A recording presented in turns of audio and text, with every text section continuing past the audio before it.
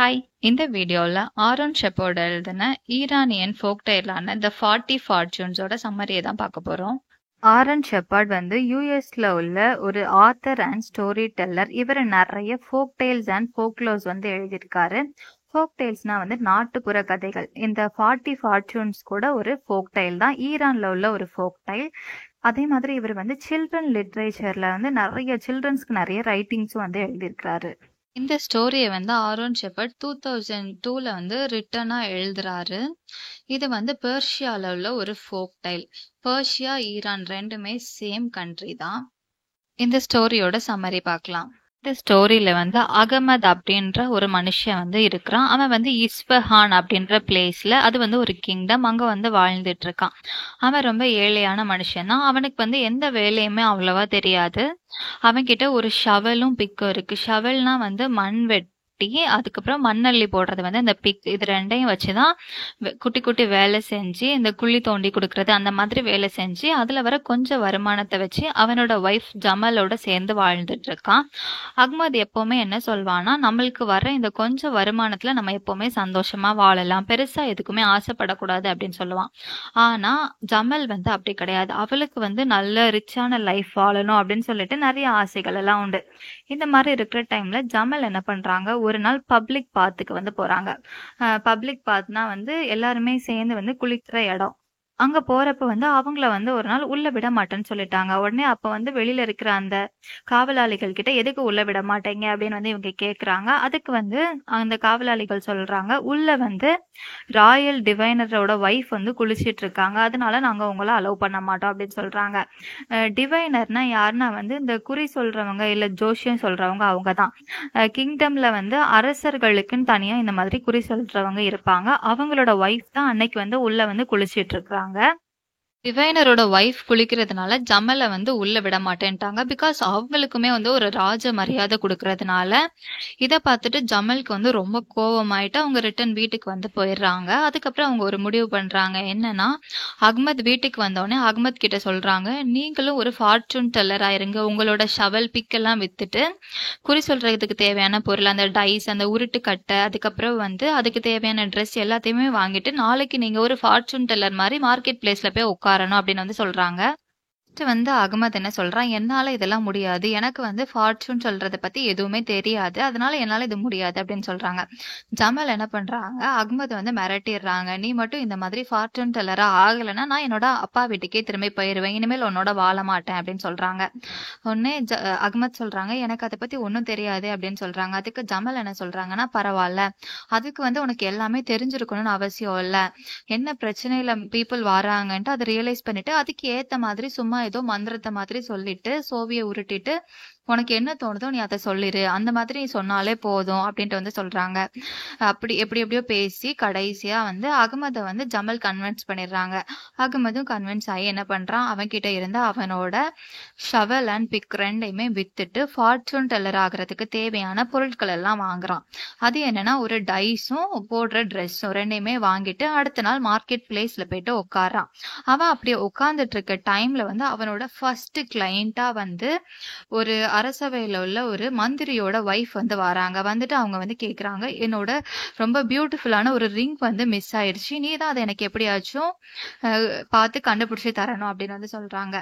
உடனே அகமது என்ன பண்றான், அந்த டைம்ல வந்து அந்த மினிஸ்டரோட ஒய்ஃபை வந்து பாக்குறான். பாக்குறச்சு அவங்களோட ட்ரெஸ்ல வந்து ஒரு ஹோல் வந்து இருக்கு, ஒரு ஓட்டை இருக்கு. ஆனா அங்க உள்ள லேடிஸ் எல்லாமே ஃபுல்லா கவர் பண்ணிருப்பாங்க அவங்கள. ஈரான்ல உள்ள லேடிஸ் எல்லாம் இந்த ட்ரெஸ்ல ஓட்ட தெரியுற மாதிரி அப்படிலாம் போடவே மாட்டாங்க. அதை பார்த்துட்டு ஃபர்ஸ்ட் வந்து இதை பத்தி அவங்க கிட்ட சொல்லணும் அப்படின்னு சொல்லிட்டு அவங்க பக்கத்துல போய் குனிஞ்சிட்டு ஒரு ஹோல் அப்படின்னு வந்து ஒரு ஓட்டை அப்படின்னு வந்து சொல்றான். இதை கேட்ட அந்த ஒய்ஃப் என்ன பண்றாங்கன்னா, மினிஸ்டரோட ஒய்ஃப் சொல்றாங்க, ஆமா ஒரு ஓட்டை தான், நான் தான் அந்த ரிங் பத்திரமா இருக்குன்னு சொல்லிட்டு என் வீட்டுல உள்ள ஒரு ஓட்டைக்குள்ள அதை வந்து கழட்டி வச்சேன், நீங்க சொன்னோன்னே எனக்கு அது ஞாபகம் வந்துருச்சு. நீங்க உண்மையிலே ரொம்ப திறமையான ஆள் தான். என்னோட ரிங்க வந்து இப்டி ஒரு செகண்ட்லயே நீங்க கண்டுபிடிச்சு தந்துட்டீங்க.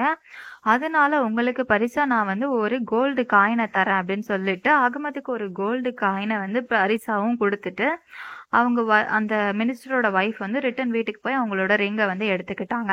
அதுக்கப்புறம் அன்னைக்கு வந்து அகைன் அகமது வந்து வீட்டுக்கு ரிட்டர்ன் வந்துட்டு அந்த கோல்டு காயின வைஃப் கிட்ட குடுத்துட்டு சொல்றான். இன்னைக்கு வந்து கடவுள் நம்ம கூட இருந்து எப்படியோ நம்மளுக்கு கருணை காமிச்சு காப்பாத்தி விட்டுட்டாங்க. அதே மாதிரி எல்லா நாளும் நடக்காது அப்படின்னு சொல்லிட்டு இவன் பயத்தோடவே சொல்றான். ஆனாலும் ஜமல் என்ன சொல்றாங்க, அதெல்லாம் கிடையாது. இதே மாதிரி டெய்லி நம்ம சமாளிச்சிடலாம். நீ நாளைக்கும் வந்து இந்த மாதிரி ஃபார்ச்சூன் டெல்லரா தான் மார்க்கெட்டுக்கு போகணும் அப்படின்னு வந்து சொல்லிடுறாங்க.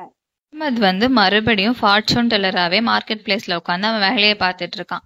இந்த மாதிரி இருக்கிற ஒரு டைம்ல தான் கிங்டம்ல உள்ள ட்ரெஷரி எல்லாம் காணாம போயிருது. அதாவது கிங்டம்ல உள்ள பொக்கிஷங்கள் எல்லாம் அரண்மனையில இருந்து காணாம போயிருது. அதுவும் 40 பெட்டிகள் நிறைய உள்ள பொக்கிஷங்கள் வந்து காணாம போயிருது.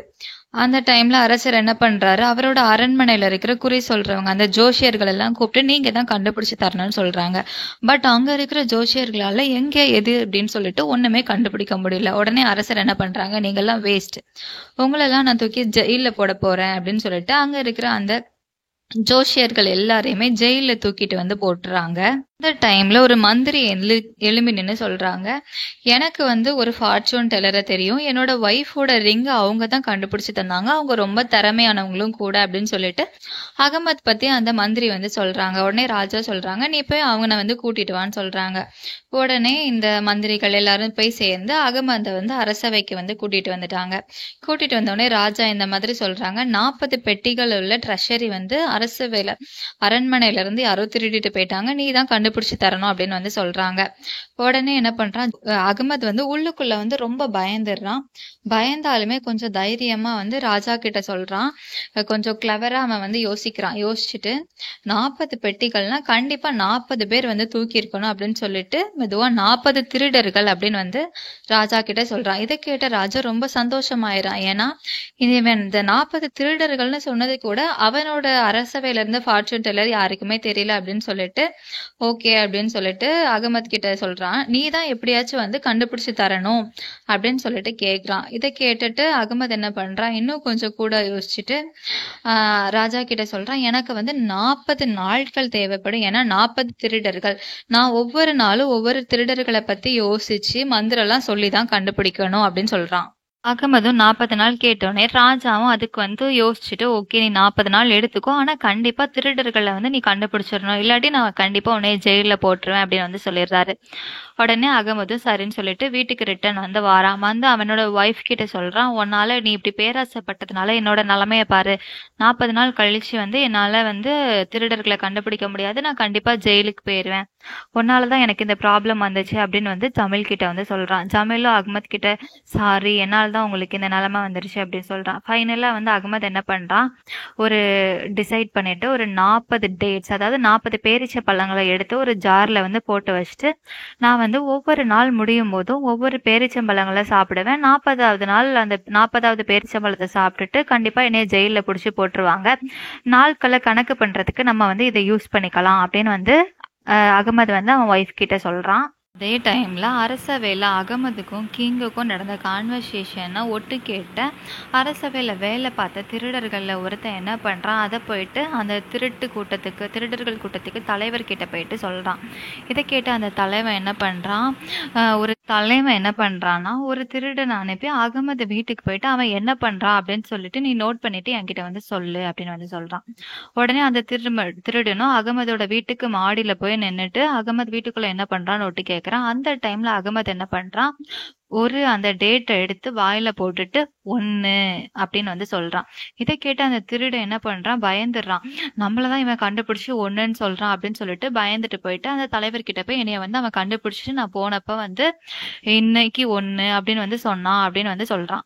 உடனே அந்த தலைவன் என்ன பண்றான், அடுத்த நாள் 2 பேரை அனுப்புறான். அவன் 2வது நாள் வந்து 2 திருடர்கள் போயிட்டு அகமதோட வீட்டுல போயிட்டு ஒட்டு கேட்க போறாங்க. அந்த டைம்ல அகமது 2வது டேட் எடுத்து சாப்பிட்டுட்டு இன்னைக்கு 2 அப்படின்னு வந்து சொல்றான். அதே மாதிரியே டெய்லி நடக்குது.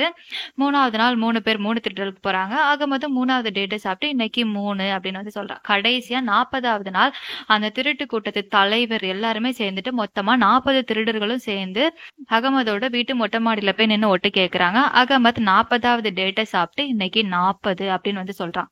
இதை கேட்டு அந்த தலைவர்கள் அந்த திருடர்கள் எல்லாருமே ரொம்ப பயந்து போயிட்டு என்ன பண்றாங்க, நம்ம அவன் கிட்ட போயிட்டு கன்ஃபெஸ் பண்ணிடலாம், இல்லாட்டி நம்ம கிட்ட நம்ம தான் திருடணும்னு கண்டுபிடிச்சிட்டு இவன் அரசர்கிட்ட போய் சொல்லி கொடுத்துருவான், நம்மள வந்து ஜெயில போட்டுருவாங்க அப்படின்னு சொல்லிட்டு என்ன பண்றாங்க, அந்த 40 திருடர்களுமே போயிட்டு அகமதோட வீட்டு கதவை டமு டமுன்னு தட்டுறாங்க அந்த நைட் டைம்ல.